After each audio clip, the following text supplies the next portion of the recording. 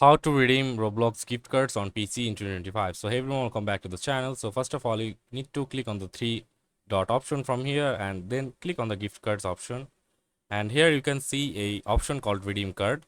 So you just simply click on here and it will open a window like this one. So now you just have to simply paste your redeem code like Robux, or it can be a physical or a virtual code. Like let's say this is the code of your Robux card. Then you can just simply click on redeem and you can just redeem the code from here.